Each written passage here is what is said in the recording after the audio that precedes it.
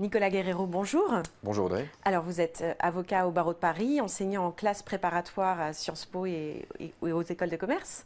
Vous êtes aussi auteur de plusieurs ouvrages aux éditions Studirama dans la collection Sciences Po et notamment de l'ouvrage Pouvoirs et institutions en France et en Europe. Alors pourquoi avoir décidé de consacrer un ouvrage à cette thématique? Bien, alors, comme vous l'avez dit, j'enseigne en classe préparatoire aux grandes écoles de commerce et aux IEP. Et donc, je suis souvent en contact avec des étudiants qui préparent les concours et les examens des écoles de commerce et des IEP. Et cet ouvrage est parti d'un constat. Le constat, c'est que, disons, dans l'ensemble, les étudiants ont une connaissance relativement bonne des institutions françaises et de la séparation des pouvoirs en France, relativement bonne. En revanche, leur connaissance des institutions européennes, dont il faut reconnaître qu'elles peuvent être perçues comme assez complexes, était moins bonne, et notamment la distinction entre l'Union européenne et le Conseil de l'Europe, à l'intérieur duquel a été élaborée la Convention européenne de sauvegarde des droits de l'homme et des libertés fondamentales, et a été créée la Cour européenne des droits de l'homme. Et que cette connaissance-là était moins précise. Enfin, que la connaissance et la compréhension des liens entre les institutions en France et les institutions en Europe, au plan institutionnel, au plan juridique, au plan juridictionnel, là aussi était parfois moins bonne. Et donc l'idée de cet ouvrage, c'était de faire un ouvrage assez clair, en triptyque. Première partie, les pouvoirs et institutions en France. Deuxième partie, les pouvoirs et institutions en Europe. Et troisième partie, les liens, la nature des liens entre la France et l'Europe au plan institutionnel. Mais alors pourquoi avoir décidé de l'intituler Pouvoir et institutions? Alors, en fait, j'ai voulu faire sonner, si je puis dire, ces deux notions, la notion de pouvoir et la notion d'institution. On aurait pu en choisir une seule, mais j'ai voulu faire apparaître les deux pour la raison suivante. La notion de pouvoir d'abord parce que elle me paraît très importante et parce que, du point de vue des idées politiques, on parle de la séparation des pouvoirs. On parle de la théorie de la séparation des pouvoirs de Montesquieu, pas de la séparation des institutions. Donc la notion de pouvoir me paraissait importante et je voulais qu'elle apparaisse dans le titre. Séparation des pouvoirs législatifs, exécutifs et judiciaires. Mais je voulais également faire apparaître la notion d'institution, parce qu'évidemment c'est également une notion fondamentale, et que la notion d'institution renvoie peut-être encore davantage que la notion de pouvoir à l'idée de pérennité. Et comme le disait Jean Monnet, rien n'est possible sans les hommes, mais rien n'est durable sans les institutions. Et cette pérennité-là, qui se retrouve dans les institutions et qui ne se retrouve pas dans les hommes, puisque les institutions incarnent cette pérennité qui échappe aux hommes, malgré leur volonté de durer. Et les hommes savent que leur orgueil ne reçoit que le silence pour réponse, alors qu'ils aimeraient demander une exception dans les lois de la nature pour eux-mêmes. Ils ne sont pas pérennes. Les institutions le sont, peuvent l'être en tout cas. Et donc voilà pourquoi je voulais faire sonner ces deux notions, la notion de pouvoir et la notion d'institution.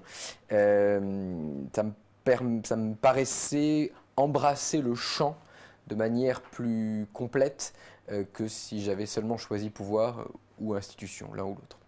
Alors si vous le voulez bien, on va rentrer un peu plus dans le contenu de cet ouvrage. Vous l'avez rappelé tout à l'heure, il est organisé autour de 3 parties. Alors peut-être qu'on peut détailler un petit peu plus ces 3 parties. Absolument. Donc très simplement, le plan se retrouve dans le titre, pouvoirs et institutions en France et en Europe. Pouvoirs et institutions en France d'abord, en Europe ensuite, et les liens entre les deux enfin.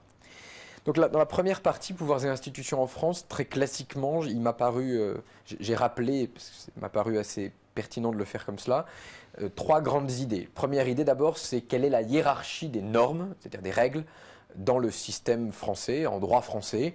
Et donc, je rappelle le sens et la place de la Constitution, ou plutôt des normes de valeur constitutionnelle, des traités étrangers, des traités internationaux, de la loi, des règlements, pour simplifier les choses. Ça, c'est la première section. La deuxième section, ce sont très classiquement la séparation des pouvoirs. Le pouvoir législatif, de quoi s'agit-il? Le pouvoir exécutif, de quoi s'agit-il? Et le pouvoir judiciaire, de quoi s'agit-il? Et quels sont les liens que ces différents pouvoirs entretiennent?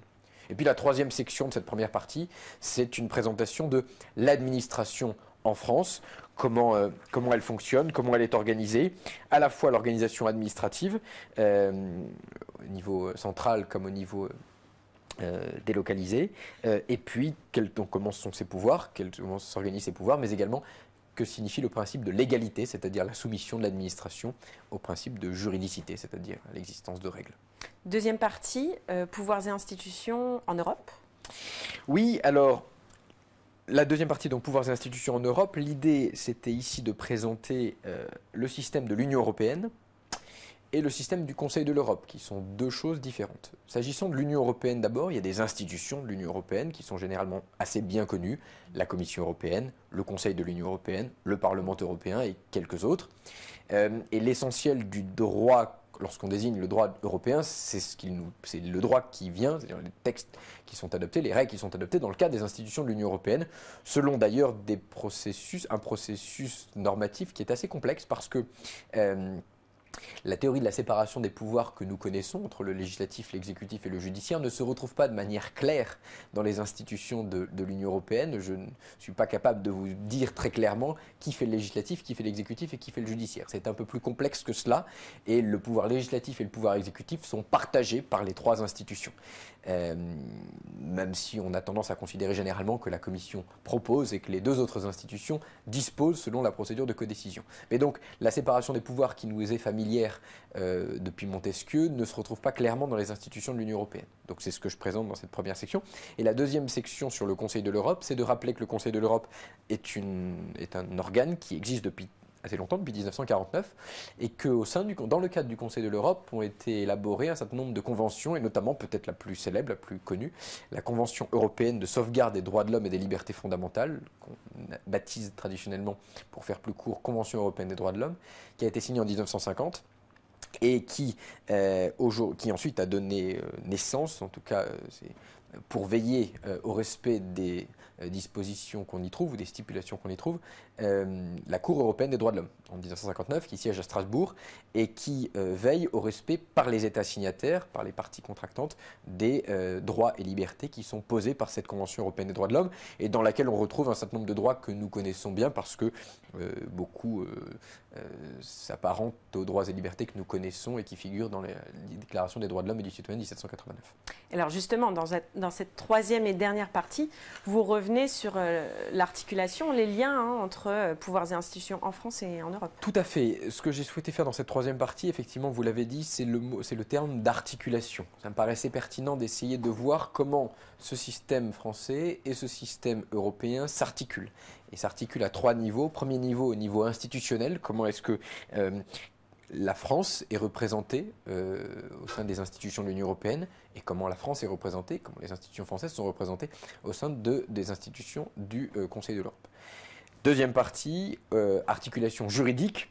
Alors là, c'est assez intéressant, c'était l'idée de voir comment est mis en œuvre le droit de l'Union européenne et le droit qui provient des conventions du Conseil de l'Europe en droit français. Donc comment s'articule le droit français et le droit aussi bien de l'Union européenne que du Conseil de l'Europe. Et puis la troisième section, l'articulation juridictionnelle, si on veut le résumer, c'est le dialogue des juges. Le dialogue des juges entre les juges français d'une part et les juges européens, qu'il s'agisse des juges de Luxembourg pour la Cour européenne de l'Union européenne, Cour de justice de l'Union européenne, ou les juges de Strasbourg pour la Cour européenne des droits de l'homme. Alors, qui peut être intéressé par cet ouvrage ? Alors, c'est un ouvrage... plusieurs types de publics sont susceptibles d'être intéressés. Si on reprend, encore une fois, l'objectif de cet ouvrage, c'était de présenter dans un seul ouvrage des choses qu'on trouve parfois dans des ouvrages variés, des ouvrages de droit, des ouvrages de sciences politiques. Et donc peut-être un des points forts de cet ouvrage, c'est de rassembler les choses de manière synthétique dans un seul ouvrage pour des étudiants qui sont... Alors, quels sont les étudiants qui sont principalement concernés? Des étudiants qui, a priori, préparent effectivement les concours des examens des IEP, des instituts d'études politiques, parce que ça fait partie de la connaissance, de la culture générale fondamentale qu'ils doivent avoir, même si, s'agissant de Sciences Po Paris, il n'y a plus d'épreuves d'ordre général ou de culture générale depuis 2013. Ces éléments font quand même partie de la culture générale fondamentale qu'à mon sens, des étudiants, des candidats qui ambitionnent d'entrer dans un IEP doivent avoir. Et donc, ça s'adresse à des étudiants qui préparent des examens ou des concours, lesquels examens ou concours intègrent ou comprennent une épreuve de culture générale ou de sciences politiques ou d'histoire ou de droit. Voilà à mon avis le personnel les personnes qui peuvent être concernées. Donc des étudiants qui préparent les IEP, mais également des étudiants qui prépareraient des concours des grandes écoles de commerce ou des concours administratifs de catégorie A et B par exemple. Nicolas Guerrero, merci. Je rappelle le titre de votre ouvrage, Pouvoirs et institutions en France et en Europe, aux éditions Studirama, collection Sciences Po. Ouvrage d'ailleurs, on doit le préciser, préfacé par Guillaume Drago, c'est ça? Tout à fait. Guillaume Drago, qui est professeur à l'université, professeur de droit public, droit constitutionnel plus spécifiquement, à l'université Paris 2, Panthéon-Assas. Et donc ouvrage que l'on peut retrouver et acheter sur la librairie en ligne de Studirama, sur le site studirama.com. Merci. Merci à vous.